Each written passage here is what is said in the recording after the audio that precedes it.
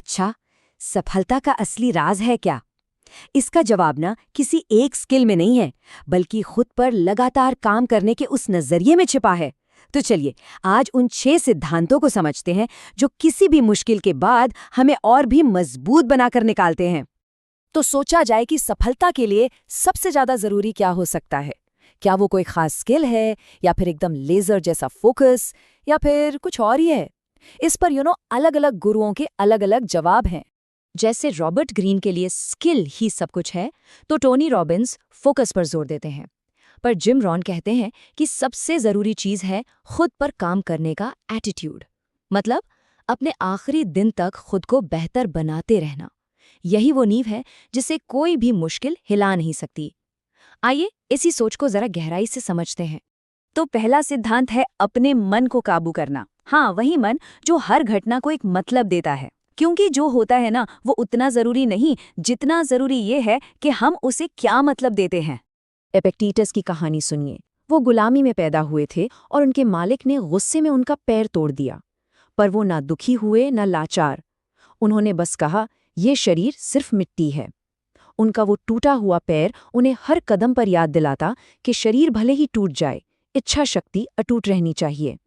उन्होंने ये साबित कर दिया कि सही नजरिया सबसे बड़े दर्द को भी ताकत में बदल सकता है। देखिए, हर घटना और हमारे इमोशन के बीच ना एक मतलब का पुल होता है, और मजे की बात यह है कि इस पुल को हम खुद बनाते हैं। तो अगली बार जब कोई भी सिचुएशन परेशान करे तो ये 3 सवाल बहुत मदद करेंगे। पहला, असल में हुआ क्या है?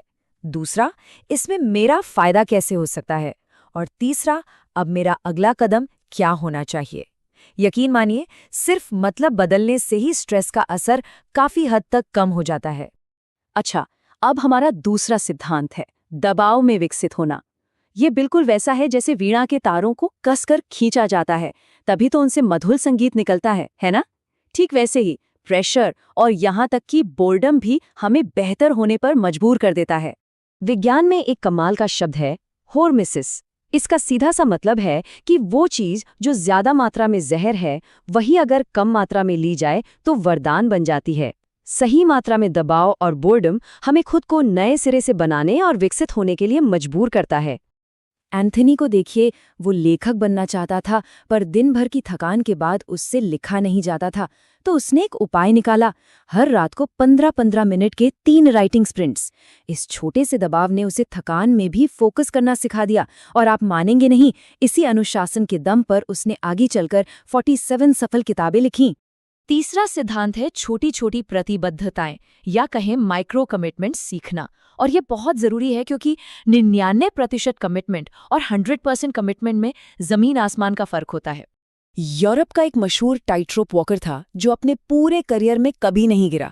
पर मजे की बात देखिए, जिस दिन पहली बार उसके नीचे सेफ्टी नेट लगाया गया, वो गिर गया। क्यों? क्योंकि उस सेफ्टी नेट ने उसके दिमाग को 1% कम मेहनत करने की इजाजत दे दी। जैसे ही गिरने का ऑप्शन मिला, फोकस टूट गया।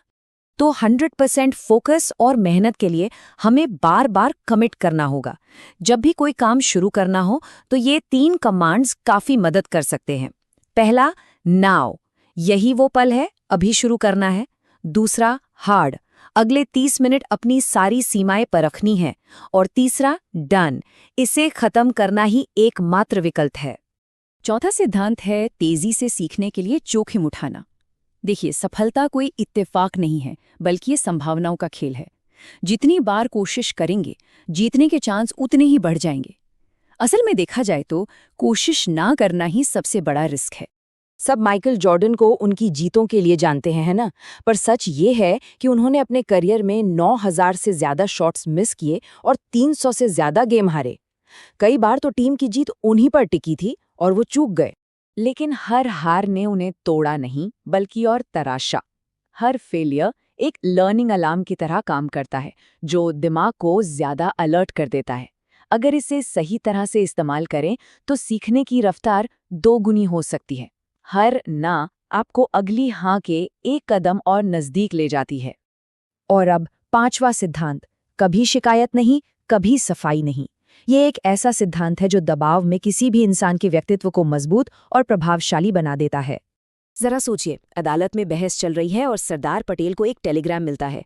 उसमें उनकी पत्नी के निधन की खबर थी। उन्होंने उसे पढ़ा, जेब में रखा और घंटों तक अपनी दलीलें जारी रखीं। ना कोई शिकायत, ना कोई सफाई। उनकी वो खामोशी और कर्तव्य निष्ठा ही उनके फौलादी चरित्र का सबसे बड़ा सबूत थी। अक्सर लोग दबाव में क्या करते हैं, शिकायत और गलती होने पर सफाई देते हैं, लेकिन ऐसा करना अपने आसपास एक नेगेटिव फ्रीक्वेंसी बनाता है। तो इस पैटर्न को तोड़ने का तरीका है रिएक्ट करने की जगह रिस्पॉन्ड करना।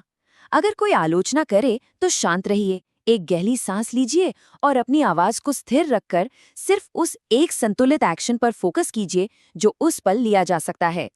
और अब हम आ गए हैं अपने आखिरी छठे सिद्धांत पर, गहराई में जाना सीखें। इसका मतलब है किसी एक सार्थक स्किल या एक क्राफ्ट को सालों साल तक निखारते रहना।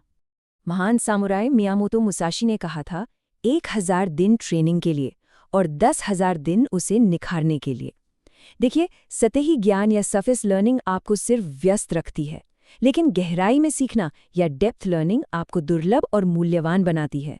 बार बार वही अभ्यास, वही सुधार, वही निखार।